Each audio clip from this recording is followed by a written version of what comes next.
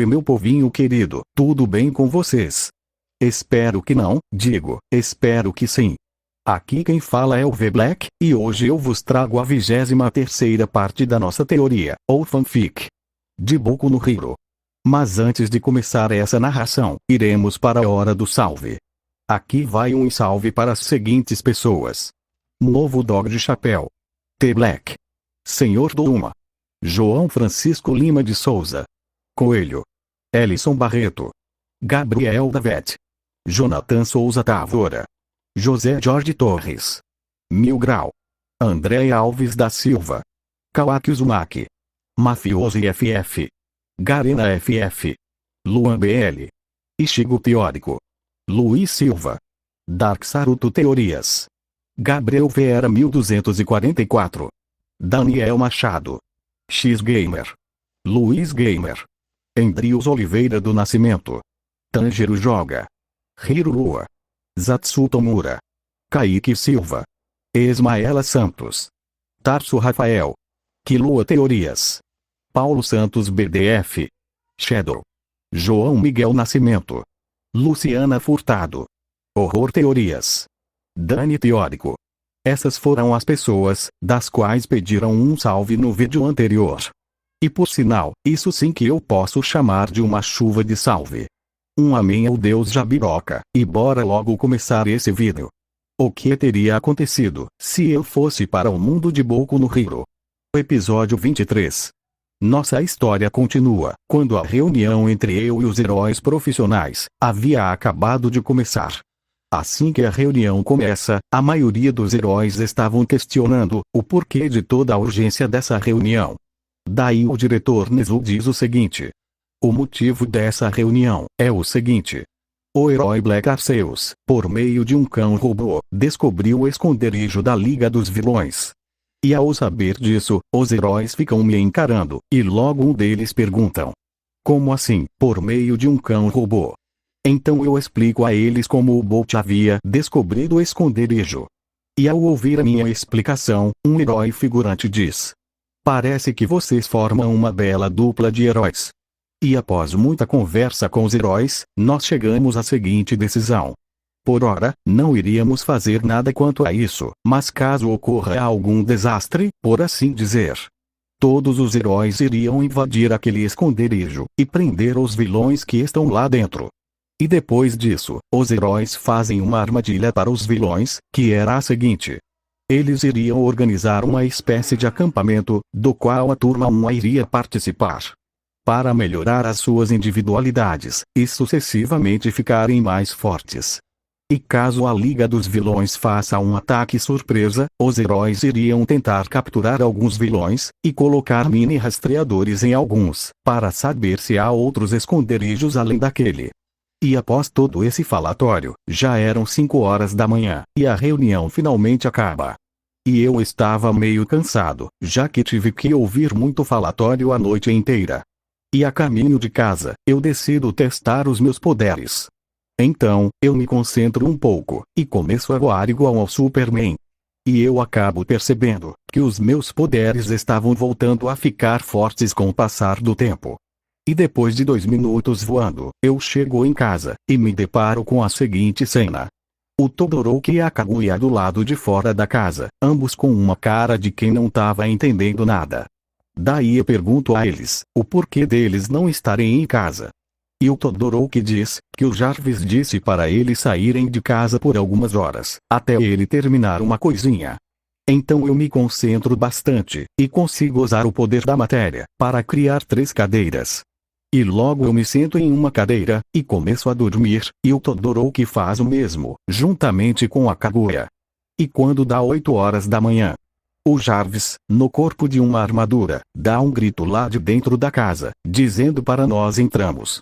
E assim que eu entro na casa, eu vejo algo que quase bugou a minha mente. Aparentemente, o Jarvis havia feito várias melhorias no Bolt, até o ponto de transformar ele em um cachorro robô ultra realista. Então eu digo o seguinte, um pouco impressionado. Jarvis, o que foi que você fez com o Bolt? Daí o Jarvis diz o seguinte. Bom, já que a Kaguya gostava de abraçar o Bolt, mesmo ele sendo feito de metal, Eu fiz com que a estrutura corporal dele ficasse o mais parecido possível com a de um cachorro, para assim, a Kaguya não correr nenhum perigo ao abraçar ele. E para finalizar, eu implantei algumas tecnologias extremamente avançadas no Bolt. Daí eu pergunto: o quão avançadas são essas tecnologias? E assim que eu falei isso, o Bolt começou a correr em uma velocidade que chegava a 400 km por hora, e logo em seguida ele começou a levitar. Raio Jarvis fala: e a propósito, eu coloquei um pouco do seu DNA no Bolt. Ou seja, ele é basicamente um super cão de verdade. E ao saber disso, eu dou um abraço no Jarvis em corpo de armadura, e digo: Jarvis, eu já te disse que gosto muito de você. E o Jarvis diz: sim, contando com essa, você já falou isso 402 vezes. Então eu dou uma leve risada. Agora vamos dar um pequeno time skip. 2 dias depois, os alunos vão todos para o acampamento de treinamento da UA, assim como na história original, sendo que eu e a Kaguya fomos junto. E ao chegar lá, ocorrem praticamente as mesmas coisas, até chegar na parte em que aquele grupo de heróis, que usam roupa de gato, dizem aos demais alunos que eles teriam que treinar as suas individualidades, para torná-las mais fortes.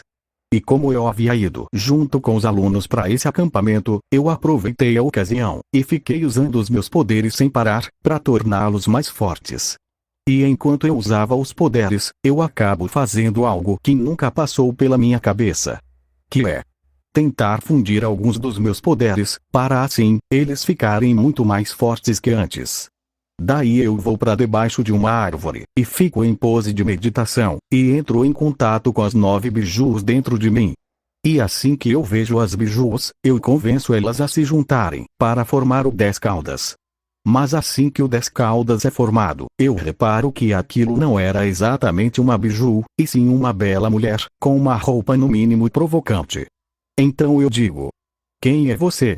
Mas ela não diz nada, e dá um salto na minha direção, e logo eu acabo sendo derrubado no chão. E quando eu achava que ela ia me atacar, ocorre algo que eu não estava esperando. Ela me dá um beijo, e não era qualquer beijo, e sim um daqueles bem demorados caprichados. Daí eu penso: pelo visto, a 10 caudas é a fusão de todos os desejos mais pervertidos das 9 bijus. E como eu não sou nenhum idiota, é melhor eu aproveitar que ela é assim naturalmente, para praticar algumas posições. Daí eu e a 10 caudas começamos a fazer coisas que, se eu narrar, o YouTube dá um tiro.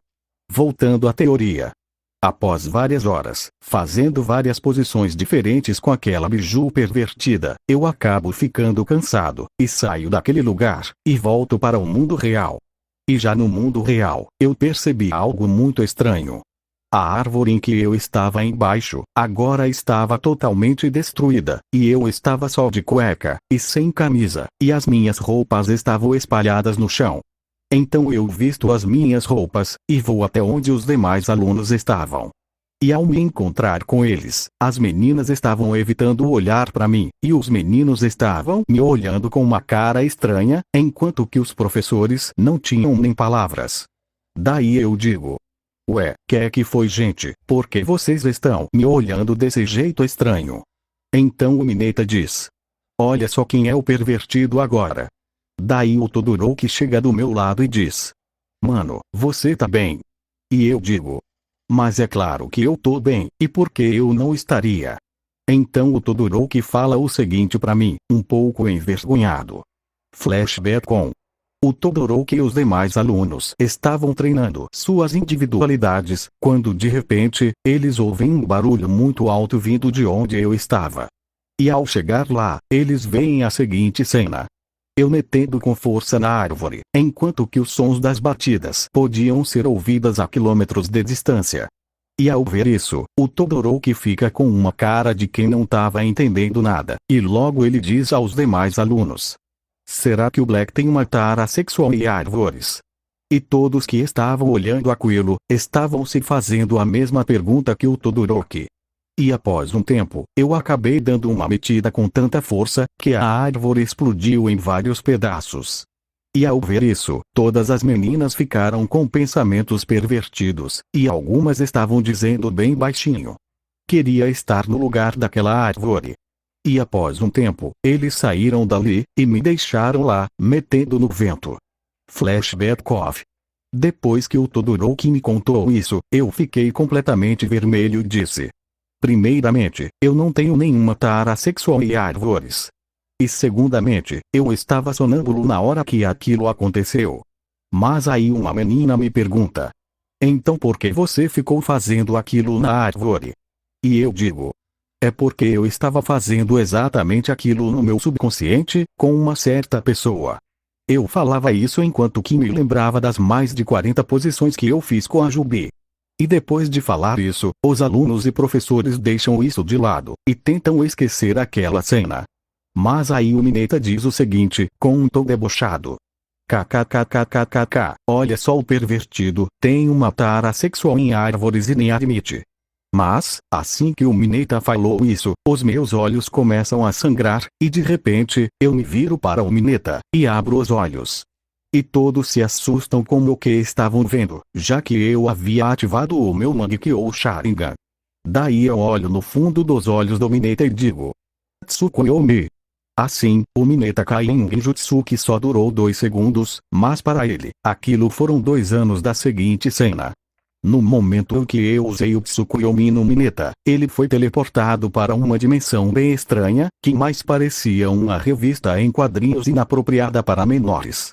E logo começaram a aparecer várias garotas peladas ao redor do Mineta, que por sua vez deu um grito bem alto dizendo: eu tô no céu.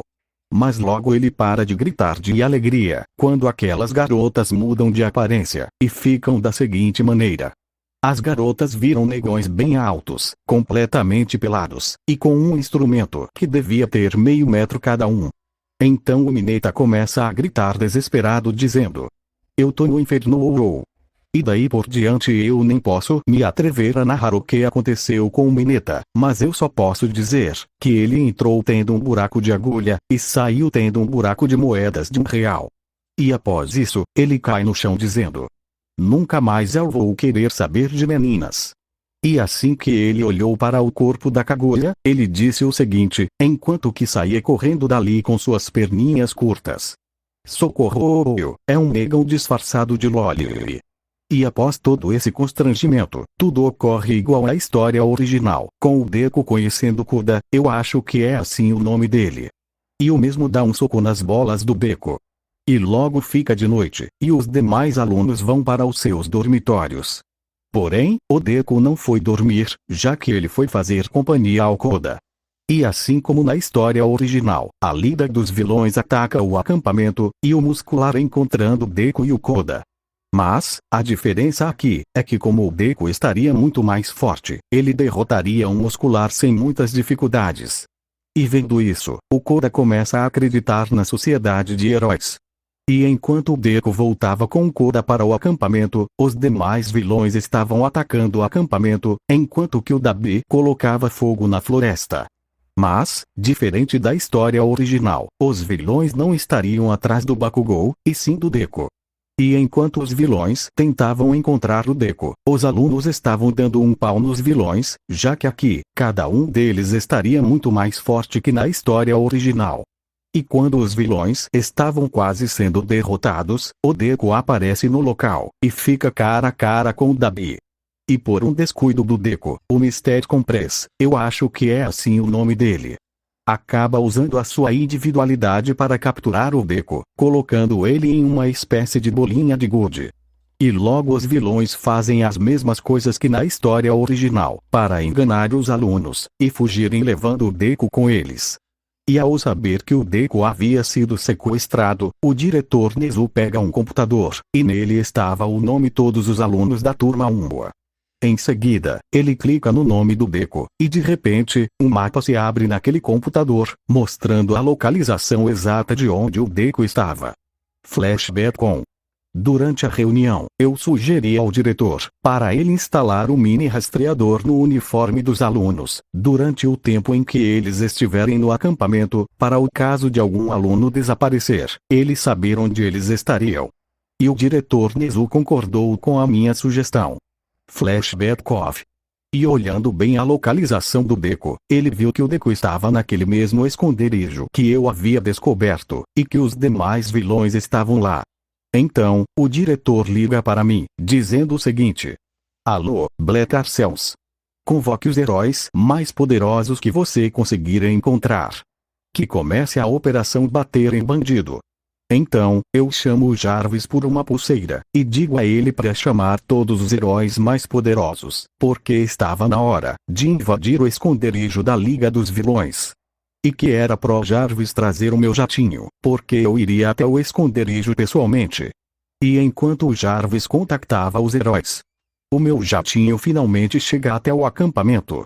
E nessa hora, o Todoroki e o Bakugou vêm para perto de mim e dizem: leva a gente junto, nós queremos ajudar a salvar o beco. E como eu não tinha muito o que fazer, eu deixo eles virem comigo. Daí o jatinho começa a voar, e em apenas 10 minutos nós chegamos perto do esconderijo. Então, nós três saímos de dentro do jatinho, e fomos andando até o esconderijo. E ao chegar na porta, nós pudemos ouvir o som de algumas pessoas andando lá dentro. E após alguns minutos espreitando, o All Might chega no local, juntamente com quase todos os heróis profissionais. E assim que o diretor Nezu deu o sinal, eu e o Bakugou arrombamos a porta, no maior estilo All Might. E assim que o esconderijo foi invadido, o Deku estava amarrado em uma cadeira, e os vilões que estavam ali ficaram se cagando de medo, ao ver que eu tava ali. E sem muita demora, o Bakugou vai pra cima dos vilões, usando suas explosões, enquanto que o Todoroki congelava alguns vilões, e outros ele queimava. E assim como na história original, os heróis profissionais aparecem no local, e destroem todos os gnomos que estavam no andar de cima do bar.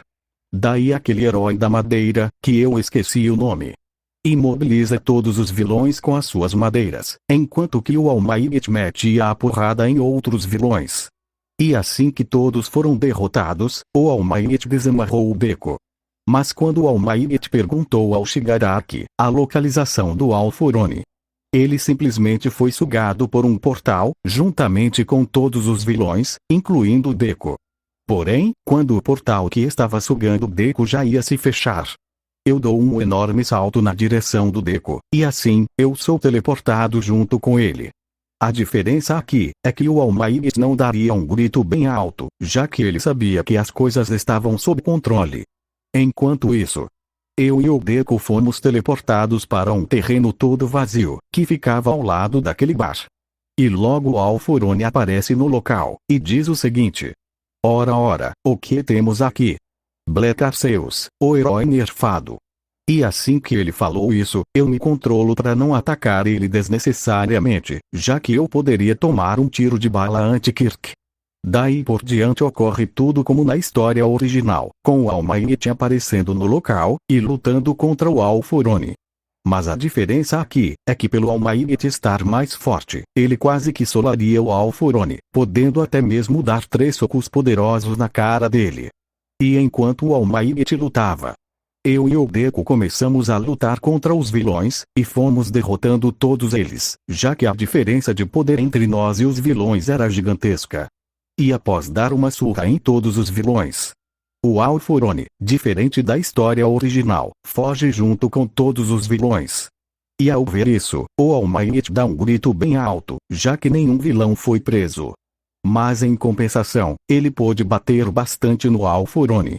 Então, todos nós saímos dali, e eu, o Deku, o Bakugou, e o Todoroki, voltamos para o acampamento de treinamento, já que diferente da história original, ninguém ficaria sabendo do sequestro do Deku, e portanto, Aoa não teria sua credibilidade reduzida, e muito pelo contrário, pois, todos puderam ver o All Might solando o Alforone. E assim que a gente chegou no acampamento, a Kaguya me deu um abraço e disse: senti tanto a sua falta. E eu digo: e eu senti bastante a sua falta, minha querida Loli.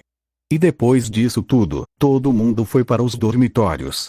Mas no meu caso, eu me concentrei um monte, para usar o estilo madeira, e criar uma casa de madeira, só para eu dormir com mais privacidade, se é que vocês me entenderam. Então, eu faço uma enorme cama usando o poder da matéria, e logo eu começo a dormir. Mas logo eu acordo sentindo um peso enorme sobre o meu peito. E quando eu abro os olhos, lá estavam todas as meninas da classe. Daí eu penso: hoje tem. Então, nós começamos a fazer certas coisas, que se eu narrar, o YouTube coloca uma faca no meu pescoço. Enquanto isso, em uma outra dimensão. Atriz, Sr. Kid Bengala, vamos logo, não podemos deixar a cliente esperando. Kid, espere um pouco mais, estou sentindo que há um adversário à minha altura em algum lugar. E pela manhã, todo mundo se acordou, e viu eu dormindo com todas as garotas. E quando o Mineta já ia me chamar de pervertido, ele começou a se lembrar do Tsukuyomi, e saiu correndo dali gritando: socorro! E depois disso, todos nós ficamos treinando naquele lugar por 2 semanas. E quando chega o dia de ir embora, todos nós entramos no ônibus da UA. Mas assim que o ônibus já ia começar a andar, ele misteriosamente acaba quebrando. E como eu não tava com paciência para consertar ônibus, ou ficar esperando aquela lata velha funcionar, eu chamei o Jarvis, e mandei ele trazer o maior veículo que eu tinha. E após 5 minutos, uma enorme sombra cobre o ônibus, e logo em seguida o ônibus é puxado para cima, por uma misteriosa luz branca. E logo nós percebemos que estávamos sendo abduzidos por um disco voador. E assim que entramos no disco, o Jarvis aparece dentro de uma armadura, e disse o seguinte: aqui está, senhor, o maior veículo que o senhor possui. Mas aí eu digo: pera lá, eu não tenho um disco voador. Mas o Jarvis diz: o senhor não tinha um disco voador, mas agora tem. Hoje pela manhã, os soldados do exército da Área 51 te deram esse presente, em agradecimento pelos seus atos heróicos com a população. Então eu vou até os controles daquela geringonça, e comecei a pilotar o disco voador, como se eu sempre soubesse pilotar aquilo. Mas aí um dos alunos diz: ei Black, onde foi que você aprendeu a pilotar um disco voador? E eu digo: em lugar nenhum, eu não sei pilotar, isso é só o controle automático, mas é bom ter a sensação de pilotar isso. E depois desse dia, todos nós voltamos para as nossas respectivas casas, sendo que os alunos manteram o sequestro do Deco em segredo. E ao chegar em casa, a Kaguya dá um abraço no Bolt, e o Todoroki diz: depois dessa, eu não duvido mais da existência de séries de outro mundo. E depois de um longo falatório, acaba ficando de noite, e eu vou até o meu quarto para dormir. Mas após um tempo dormindo, eu acabei tendo um sonho muito estranho. E o vídeo vai ficando por aqui, espero que tenha gostado dessa parte, e até o próximo vídeo, se o Deus Jabiroca quiser. Amém.